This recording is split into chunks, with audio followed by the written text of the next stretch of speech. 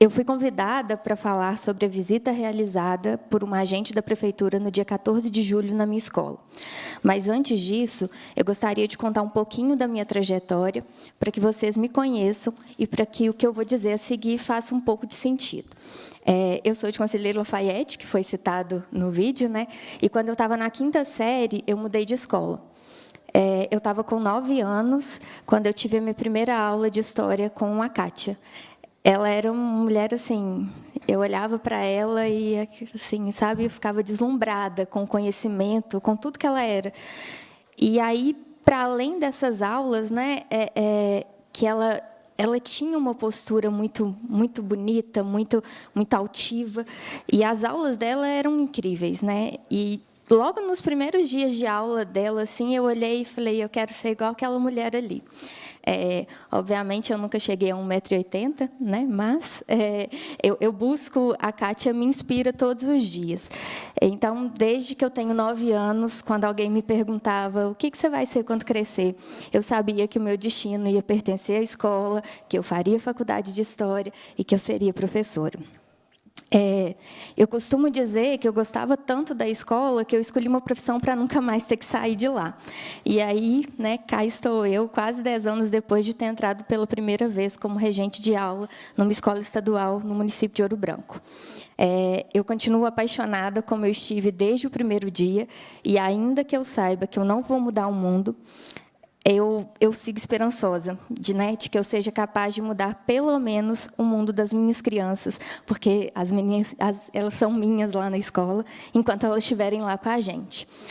Eu estou contando isso tudo porque essas histórias têm profunda relação com o que me trouxe até aqui. Hoje, né? Eu estou na direção há pouco mais de um ano. Eu fui indicada quando o nosso diretor assumiu a direção em outra escola, e no final do ano eu fui eleita e reconduzida agora em janeiro. E eu fui convidada porque eu estou na direção, né, da escola, e a minha escola só atende anos iniciais, e, por isso, é público-alvo do projeto Mãos Dadas em Belo Horizonte. Eu aceitei o convite não porque eu estou diretora, né, uma vez que esse é um cargo comissionado, mas porque eu sou uma trabalhadora da educação e o meu compromisso e amor pela minha comunidade me movem a todo instante. E é como trabalhadora da educação e não como diretora que eu decidi falar hoje. Então, antes de prosseguir, eu preciso deixar claro que eu não vim falar de políticos, mas de política, porque políticos são passageiros, mas as políticas continuarão afetando as nossas vidas, independentemente de quem esteja ocupando o poder público. A nossa vida é pura política. Para Aristóteles, de forma extremamente simplificada, a ética era a ciência que visava a felicidade individual das pessoas na polis, enquanto a política tratava da felicidade coletiva da sociedade. Por isso, estar aqui, ocupando esse lugar e podendo falar para vocês, é, para mim, um compromisso ético e político, porque representa tudo o que eu acredito como ser humano e tudo o que eu espero para a nossa sociedade. Nós fomos visitadas pela prefeitura no dia 14 de julho para uma vistoria do espaço físico.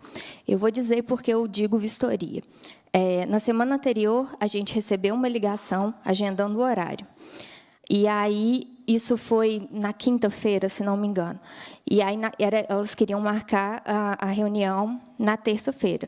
Eu não estaria presente, porque eu ia me deslocar para o encontro gerencial da metropolitana. E aí, agendei. Falei, olha, sexta-feira eu já estou de volta à escola, vocês serão muito bem recebidas lá, eu espero vocês. E assim, a gente não foi comunicado do assunto, mas a gente também não é inocente, a gente sabia, né, que provavelmente seria sobre a municipalização, né? A prefeitura não ia ligar para a gente para dar parabéns. Então, a gente já esperava que fosse isso, mas não chegou nada que nos desse a segurança de que seria sobre isso. No dia, né, a moça, eu esqueci o nome dela, eu peço perdão, mas no dia marcado, a gente não teve reunião, né? A moça chegou, ela fez uma série de perguntas, ela respondeu a um questionário que era para ela, né? Ela tirou fotos e ela me disse uma coisa tentando me tranquilizar, assim, o que obviamente foi em vão, né? Que ela acabou dizendo que, se a minha gestão fosse boa, que a prefeitura podia continuar comigo. mas que, pelo espaço físico da escola, o acordo de municipalização talvez nem fosse acontecer, porque a gente não atendia os requisitos solicitados pela prefeitura. Nossa escola tem 6 salas, né? É uma escola muito pequenininha, é o meu mundinho, nós não temos salas ociosas, e nós atendemos a 300 crianças. Então, no processo, se a gente pensar em educação integral, metade dessas crianças ficariam sem atendimento, porque a gente trabalha nos 2 turnos, né? A gente só tem 6 salas, então a gente trabalha 150 de manhã, 150 à tarde. Numa educação integral, né, num ensino integral, isso não seria possível. Mas o que me preocupou e o que me preocupa não é a prefeitura gostar de mim, porque eu não sou servidora pública municipal. Eu sou uma servidora pública estadual. E eu escolhi esta rede de ensino para trabalhar, e não as outras. E eu garanto a vocês que eu vou desempenhar o meu trabalho buscando excelência e qualidade em qualquer lugar que eu esteja. Eu amo a minha profissão e eu amo a educação. A educação, para mim, não é o que me restou na vida, mas o que eu escolhi e o que eu escolho todos os dias, porque eu acredito no seu poder transformador. Desculpa, talvez eu chore. Eu conheço a minha equipe e eu tenho certeza de que elas também seguirão cumprindo o seu compromisso com as nossas crianças e com a educação. Então, não se trata de competência, se trata de história, de vínculo, de vida real. E aqui eu vou deixar a minha emoção tomar conta, porque como professora, né, apesar de não estar na sala de aula há algum tempo, porque no Estado eu sou especialista de carreira, não estou na sala de aula mais, mas eu fiquei muito ofendida com a fala daquela mãe no vídeo, porque ela falou assim: agora está ótimo, tem para casa. Eu sinto muito que a experiência dela talvez não tenha sido boa, mas um vídeo que diz sobre isso é dizer que as pessoas não trabalham. E se qualquer dia que você for numa escola, você sabe, você vai ver que as pessoas trabalham, e trabalham muito mais do que deveriam, inclusive. Dão muito mais do que deveriam, se a gente for pensar no plano de carreira, né? É professora da educação dos anos iniciais que compra EVA, que compra caderno, e aí você fala: mas não precisa, aqui na escola tem. Não, mas eu quero, sei lá, imprimir colorido tudo para os meus alunos.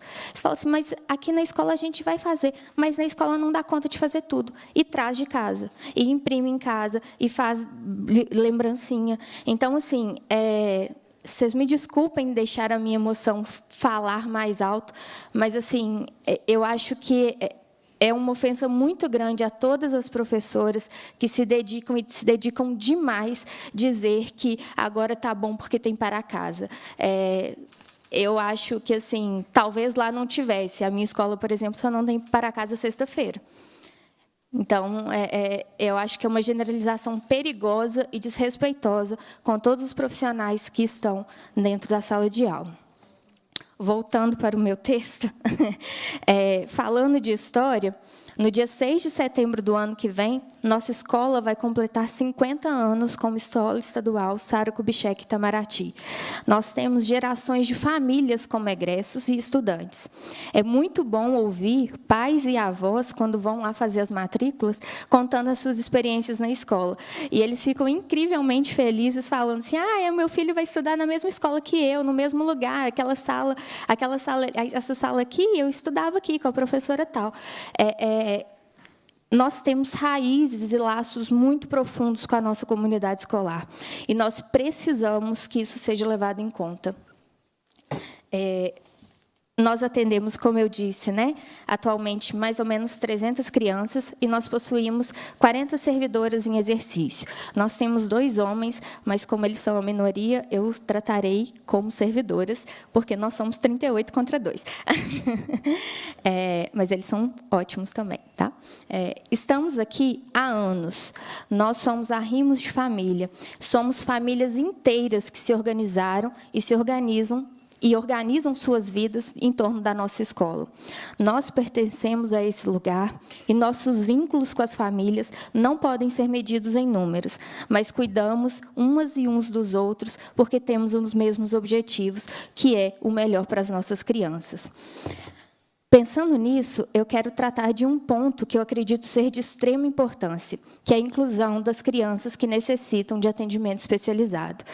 Quando eu era professora na rede privada, muitas vezes eu passei por momentos em que possibilitar essa inclusão era desgastante num nível que assim, era desumano com nós que estamos na sala de aula.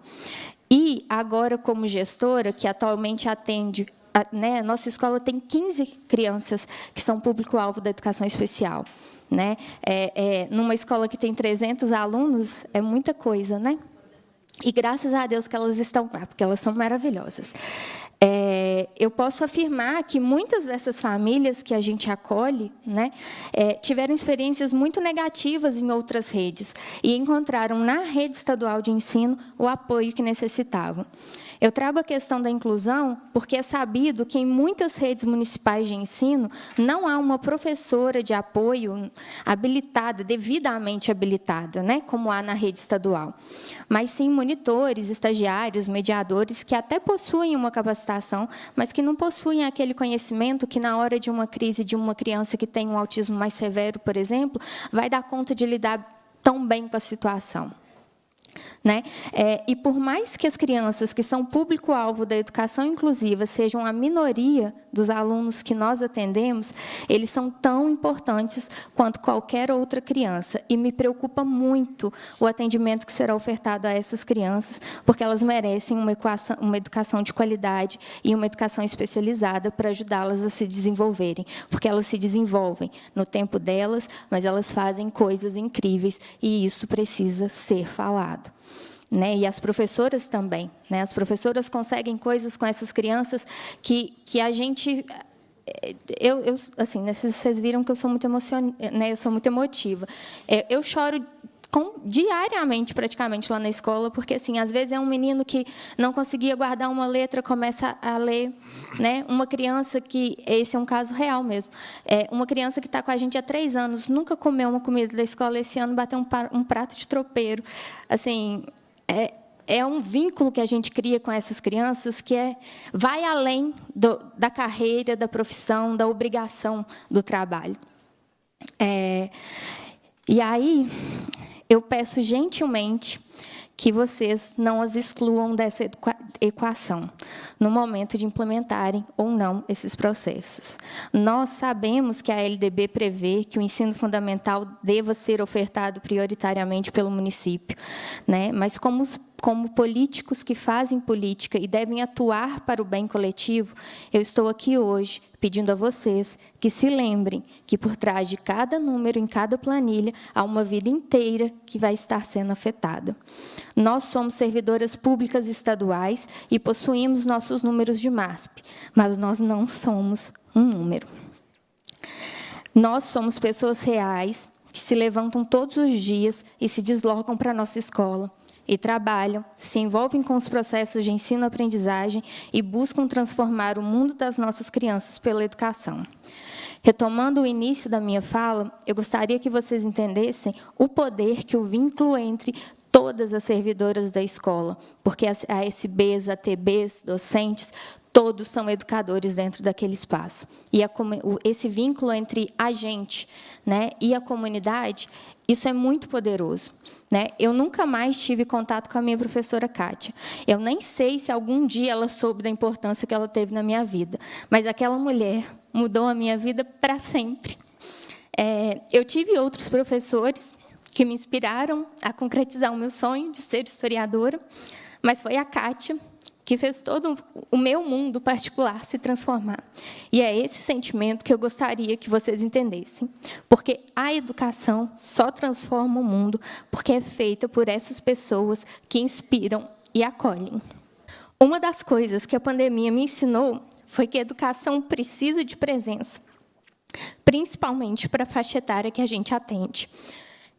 Em 2020, eu fiz uma pesquisa em uma escola particular daqui de Belo Horizonte, com estudantes do 1º ano do ensino médio, e nas entrevistas individuais coletivas, nas entrevistas individuais online, né, porque a gente estava em isolamento social, todas as participantes e os participantes, quando foram perguntados sobre o que mais sentiam falta na escola, relatavam que o contato com a professora fazia falta, que até a forma como ela chamava a atenção, ô fulano, está dormindo, acorda, isso fazia falta até no momento da aula. E se para a gente, adulto, né, se para esses meninos e meninas adolescentes isso fazia diferença, imaginem para as crianças, né, que a gente atende de 6 a 11 anos, o como a nossa presença é importante.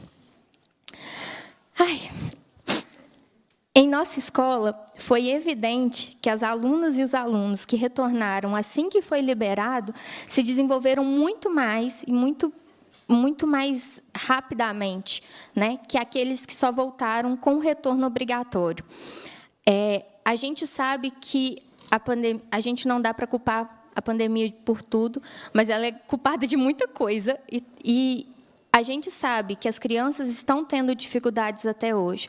Nós, adultos, também estamos tendo dificuldades até hoje. Mas as crianças que retornaram, quando foi liberado, e a gente trabalhava em bolhas, elas, no final do ano, elas tinham se desenvolvido mais, elas tinham perdido menos do que aquelas que só retornaram em novembro, quando o retorno foi obrigatório. Eu repito, educação precisa de presença. E eu tenho muito orgulho da equipe com a qual eu trabalho. Porque, mais que dar aulas, elas acolhem as crianças e as famílias, elas trabalham juntas em prol do desenvolvimento de cada estudante e fazem a diferença no nosso mundinho chamado Escola Estadual Sara Kubitschek Itamaraty. Nossa história está sendo escrita em conjunto com a nossa comunidade há quase 50 anos. E eu posso garantir que ela é uma história de sucesso, não só pelos bons índices de avaliações externas, porque nós temos isso também, mas principalmente porque os afetos ultrapassaram os anos e continuamos valorizando nossas relações humanas, fortalecendo a cada dia nosso vínculo com nossas crianças, nossa equipe e nossa comunidade. Por isso, e, para finalizar, eu gostaria de fazer um apelo. Antes de autorizarem ou iniciarem qualquer processo para municipalizar nossas escolas, nos conheçam. Nós valemos a pena. Conheçam nossos projetos, conheçam nossa comunidade, nossa história. Lembrem-se que, por trás de cada MASP, existem pessoas reais fazendo seu trabalho com compromisso e dedicação. Nos conheçam para que, se a municipalização for mesmo uma medida que seja do interesse das comunidades afetadas e que traga realmente um bem coletivo para a nossa população, que nós, servidoras públicas estaduais, possamos ser acolhidas e respeitadas como ensinamos todos os dias nossas crianças.